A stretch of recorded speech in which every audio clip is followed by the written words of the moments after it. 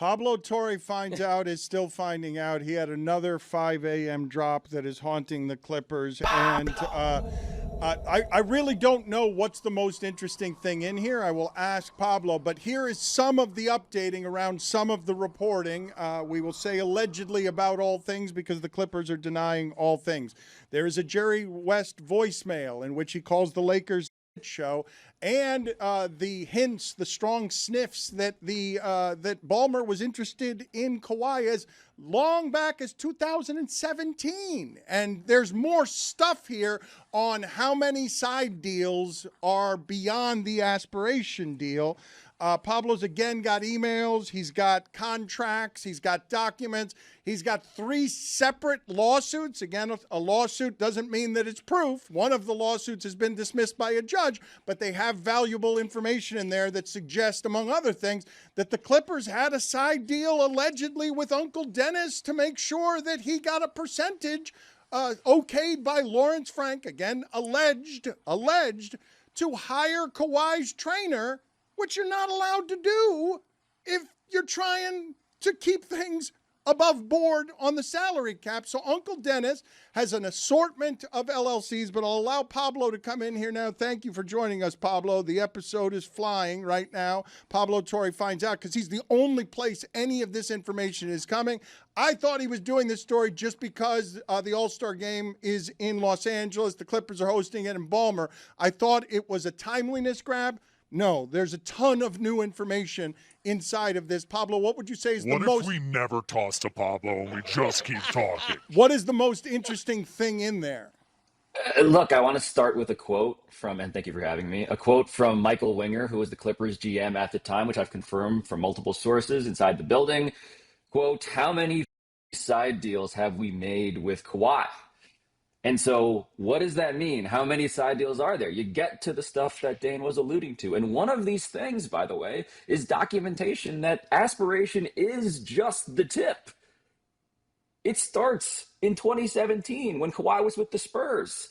And the question, as always, is what did Steve Ballmer know and when did he know it? Well, in 2017, when Uncle Dennis and the Spurs and Kawhi are having their falling out over medical disputes and personal information, they go and they get Randy Shelton, who was Kawhi's trainer, his personal Tim Grover, as he put it in the episode, in 2017. And they tell him, we're going to hire you if Kawhi comes to this team.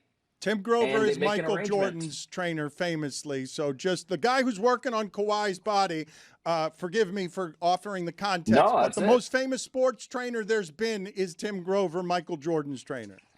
Right. So I'll just take it chronologically because they recruit Kawhi in 2017. They hire this assistant GM, Mark Hughes, who is also a former San Diego State guy. They send Mark Hughes to talk allegedly to Randy Shelton more than a dozen times. They promise him a job. Lawrence Frank allegedly talks to Randy Shelton, promises him a job. And what is not so clear until now is that Uncle Dennis is being used as Randy Shelton's agent.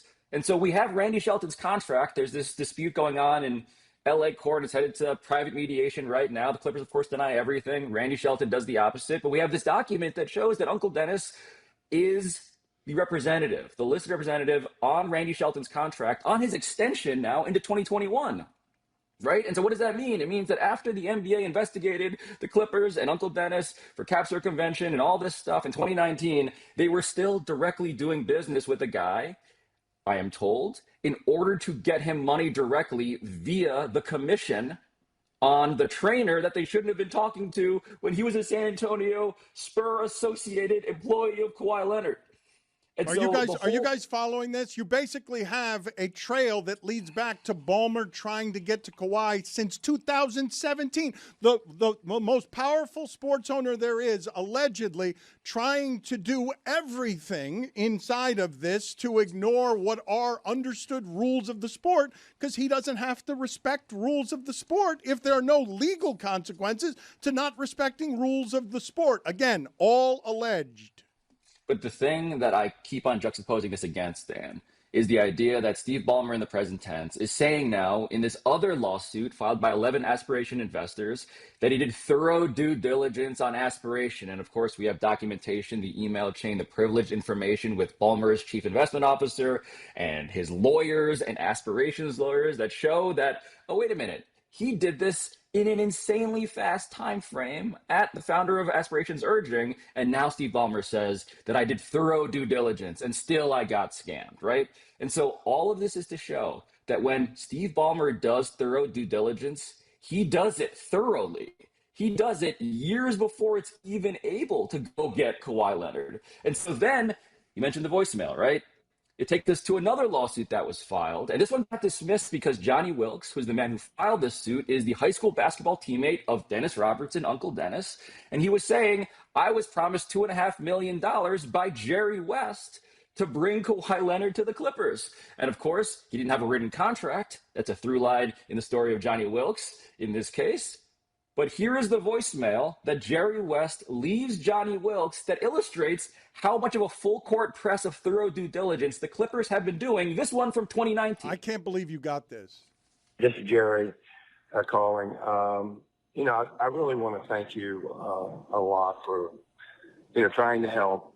I heard this morning that everyone over in the Lakers camp thinks they're going to get him. I find that hard to believe that he would want to go to that show where he would not even wouldn't get his name in the paper, and he wouldn't be the face of the franchise, that's for sure. He might be the best player on the team, but hope things are well. And, again, I really, really appreciate everything you've done. Jerry West as the logo and a Laker, calling the Lakers show and the recruitment of Kawhi Leonard. It's like the fifth most interesting thing in this episode if I had to rank it, and I found it super interesting. Yeah, and we have texts between Jerry West and Steve Ballmer, who's being kept updated by Jerry West about all of this. This is Jerry West, by the way, texting Johnny Wilkes, the plug for Dennis Robertson. Just wanted to thank you for your help. If he would go to the Lakers, he would be LeBron's caddy. Right? So this is head-to-head Lakers versus Clippers. The Clippers see this as existential. They need Kawhi Leonard to save. Doc Rivers would later say, if we didn't get Kawhi Leonard, we should just move the team to Seattle. Okay? And he said, I meant that. It was a joke, but I meant that. That's the stakes of this for the Clippers. That's why Steve Ballmer is putting all of this money in. And Jerry West, by the way, who was a former, of course, executive with the Warriors, who was famed for his recruiting there, Dennis Wong, who was the co-owner of the Clippers, Steve Ballmer's college buddy, the lone limited partner he has on the team, who's come up in this series before as another Aspiration investor, a guy who was in on this whole scheme, according to our reporting. He's the guy who says, we got to get Jerry West. And Jerry West is deployed to do this, okay? And so it's Steve Ballmer, it's Lawrence Frank, and then this array of guys, Jerry West, Mark Hughes, they're reaching out to Johnny Wilkes, to Randy Shelton. And it takes us, by the way, to the present tense when 4-year extension is the announcement for Lawrence Frank. Can we stop there? Can we stop there for a second, guys, and sort of absorb that? In the middle of this scandal, and Pablo's showing you the documentation that allegedly links Lawrence Frank very completely. It's meticulous. It's got addresses on it, on how it is that the circumvention is happening, how it is that Kawhi Leonard out of nowhere takes a $9 million discount. Lawrence Frank, after that disaster of a press conference before the season, signs an extension, and that could look like, oh, I got to keep this guy on my side. He knows everything. Like, I've got to keep paying this guy to make sure that he doesn't tell anybody anything that links me to anybody if I need a fall guy a few years from now.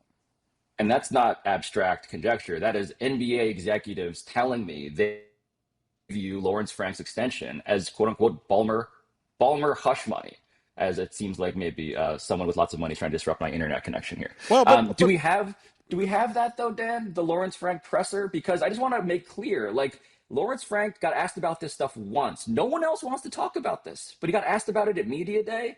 And here was what he said about the rules. We haven't learned anything more than we have back in September. And to be honest with you, it doesn't impact anything we do. We know it's out there. We know at some point there'll be a decision made. We very much feel the same thing that we told you back in September, that we're on the right side of this. And then whenever they make the decision, they make the decision, but it really doesn't impact anything we do on a daily basis. So the part that I have not talked about yet until this part of the timeline, right? We're going back in time to 2017. We're also finally getting to the post-Aspiration era. Aspiration, keep in mind, bankruptcy filing, right? They owe Kawhi Leonard $7 million, according to the paperwork that was filed with the government. He is a creditor. And so what's interesting is that Aspiration collapses. They owe him $7 million, and Kawhi Leonard signs this extension in January of 24, right? January 24, he signs a sub-max extension. He leaves money on the table, Dan. That's what you were just alluding to. And the question is, why would this guy who has extracted money via Uncle Dennis as much as anyone has ever seen before in pro sports at every possible edge, why would he take a discount? And what we show in this episode is that perhaps coincidentally, I guess, 3 new LLCs are created with Uncle Dennis as the representative, as the manager, the guy on the paperwork in the week before that. And so our investigation, when you say Aspiration is just the start, this is what I mean. It is documentation and signals everywhere in a pattern, by the way, that starts with Randy Shelton, who started KL2 Performance LLC in 2017. Let's not forget that. That was the first of the KL2s, into now January of 24 with KL2 RIFC, KL2 RIFC Real Estate LLC. And all of this stuff is signaling that this story, in many ways, is just starting. Can you believe that? If the NBA cares about it. Can you believe that part, okay? Just understand, when Pablo is doing 8 installments of this, this was the first episode where I was like, wait a minute, the original story was shocking. Wait, this is going to get a lot worse than this? Like, it's going to be more than just $48 million for a no-show job. It's also going to have Kawhi taking $9 million in discounts that we can chronicle, because God knows how many places some of this could have been existing if the world's richest sports owner is trying to conceal from everybody in a meticulous fashion that he's not going to play by the NBA's rules, because how are you going to touch him if he can do it creatively? Like, I really was shocked as I was listening to this to be like, wait a minute, Aspiration can't be the tip of the iceberg. It has to be the iceberg. But here's the thing that keeps on happening to Steve Ballmer and Lawrence Frank, right? So they keep trusting people to keep a secret that they care about very, very deeply, which is NBA rule breaking. And so they trust Randy Shelton, who sues them in court. They trust Johnny Wilkes, who sues them in court. They trust Aspiration, which is now blown up, of course, in court. And there is one document here, right? So the question has always been, you know, if you're going to play ahead the game here, like, who's the fall guy? And I think the order on the league is Lawrence Frank would be the guy who has a 4-year extension. He has the alleged hush money. He has a payout if anything happens to him, okay? But the question is, what touches Steve? And so at every step here, what I'm doing in 2017 and on is showing you Steve Ballmer was in the loop. He was authorizing this. Lawrence Frank, your president of basketball operations, does not do things rogue. He does it at your authorization. And so there is one document that I've been told about by multiple Aspiration sources, okay? And this is the part where it brings us back to Aspiration in the present tense, because there are 2 reasons why I'm in this prison of reporting. One is the bankruptcy filing of Aspiration, which revealed KL2 Aspire LLC. The other one is the fact that Joe Sandberg, the co-founder of Aspiration, one of these guys that Steve Ballmer trusted, who he realized later on, too late, I shouldn't have trusted this guy to deceive the NBA. That guy got arrested by the FBI and is awaiting sentencing. He has a hearing in April. And what I'm told by multiple Aspiration employees is that the reason Joe Sandberg got arrested, the domino that tipped all of this stuff over, that started a federal investigation that finally got Steve Ballmer out of the Aspiration business, was because there was at least one whistleblower inside the company who went directly to the federal government and submitted, presumably in writing, presumably under penalty of perjury, a complaint. And that complaint was the roadmap to get everybody else who committed criminal acts actually in trouble. And the question that has been raised to me over and over again, this is important. The thought is, did that whistleblower, under penalty of perjury in writing, mention Steve Ballmer and circumventing the NBA salary cap in writing? Did they put it into that complaint that started everything? Because if that document exists, that is the closest thing you could ever have to a smoking gun on letterhead under government supervision. And if that exists somewhere, then the NBA cannot possibly say this was a rogue president of basketball operations. This was from the very top with the richest man in sports. Pablo, will anyone have the guts to ask the commissioner about this at All-Star Weekend? I don't think so. I don't. I mean, I've been canvassing media members. Sadly, Dan, like again, thank you, Dan, for paying for the reporting, for having me on the show. I have back channeled to lots of other people with shows, and they don't want to touch it because they don't get it, because they think nothing's going to happen, because they're like, wake me up when the punishment comes. And I'm like, the whole point here is to use journalism in public to hold accountability up as a goal for everybody to still strive for. Waiting for the NBA to punish this, you're waiting for the system that enabled it to punish itself. Why would anybody expect them to do anything they didn't have to do? And so all you can do, Zaz, to your question, is ask questions, but I don't think people really are in the mood for doing that. That's the shame of it. Well, let me ask the group here, because I don't know if it's a founding principle of Pablo Torre finds out necessarily, but it's certainly become one of its ideals as it's gone on. Pablo is tweeting that he's committed to using journalism to doing something that feels increasingly impossible, holding billionaires accountable. And this is the richest one of all, but I do feel like the room is bored. I feel like the room on the details of some of this, I feel like everyone is like, oh, wake me up when there's a punishment. I'm not the least bit bored, but it's very overwhelming, and that's why other podcasts don't want to touch this, because it's dense, it's complicated.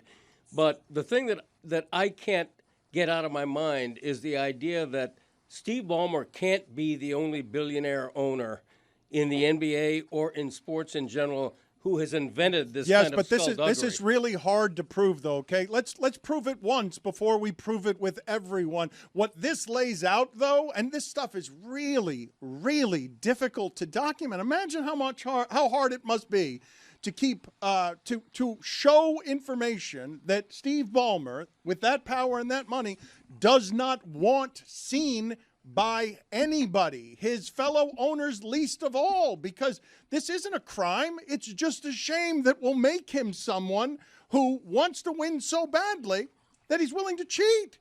Like, that he's willing to cheat in a way, allegedly, that Pablo's got not only receipts on, but timeline that is super, super incriminating in just appearances, in just optics. But it's really hard to pin down what would be identifiable proof the way he's laying it out, though, and he's done an exceptional job. Samson and Amin have been exceptional, helping put the framework and the nuance around how it is that it really works in the halls of power, because they've been close to these halls of power. What you're doing, Pablo, I think is so thick that it is hard to consume, but he's the only place that the information is coming from, and I see people going there in hundreds of thousands because they do want it. Why don't more want it? Why don't most want it? Because the cost-benefit analysis, what you cost, what you risk, what you lose is access. You lose the ability to be protected legally, potentially, depending if you whether you know what you're talking about or not. You also lose favor with, frankly, the NBA itself, right? Like, All-Star Weekend's a party. I get it. I loved All-Star Weekend. It's the biggest holiday in the NBA calendar. To be the turd in the punch bowl is not what I want to be. It's why, by the way, Amin Al-Hassan is here doing like Arnold Schwarzenegger impressions. It's why David Sampson, his eyes are degrading and he has to get increasingly strong glasses because I'm forcing him like a lab rat to read documents, which he loves, but to do it on camera in front of everybody to see like how people actually talk when presented with evidence. I mean, Dan, the thing about this story, the reason why this has been one of the most trafficked episodes we've done on the show so far is simply because people are realizing there is a way that the NBA media talks about this stuff in group chats privately. They're out at a bar, they all talk about it. All-Star Weekend this weekend, you can guarantee they're going to be whispering about it, but they wouldn't dare take the effort to report it out and risk something in public. And there are some exceptions here and there, and I welcome them to jump into the pool because the water's been warm for a while. But that's the difference. Do you want to know the truth, or do you want to know what the apparatus is telling you you should stop asking questions about because is it really going to get punished anyway? Well, that's Let the me problem. ask the question of the group here because I am curious about this, right? Joe Rogan is one example, made an entire empire out of believing in conspiracies and it being profitable. Then presented with the Epstein actual one, now that's one that he doesn't quite believe in the way that he believes in all the ones that didn't have any proof. What's happening here with this as a conspiracy? Because it is the rarest of things to have a reporter digging in on this kind of documentation, contracts, emails, texts. Like it's hard work. So what's happening when the conspiracy is presented to you? Why wouldn't the entirety of the media grab that? Is it that much of a cabal? Like, is the whole thing that compromised that what Pablo is saying is true? I don't believe that that can be true, that NBA media is so interested in protecting its economy that it doesn't dare touch this. I believe NBA media looks at this and says, I can't do it. It's too much. It's too sprawling.